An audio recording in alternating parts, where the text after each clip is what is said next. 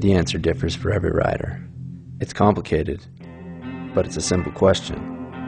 Why? Why do you ride?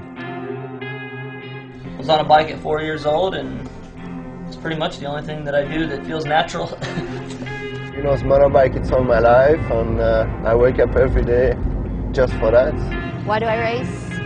It's the best sport ever. It's my whole life. I just love it, and it's just so much fun. It's just an amazing thing to do. You know, riding, that's just therapy to me, basically. It keeps me sane. Now I ride because I love it. I don't think it's like a job now, it's just a hobby.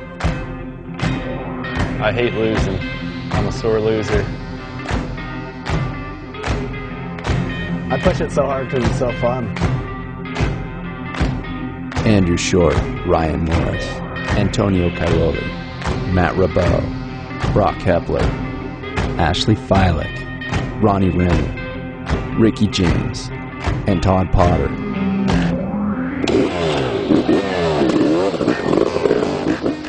You know who Vince Lombardi is, right? But I remember some quotes I like from him.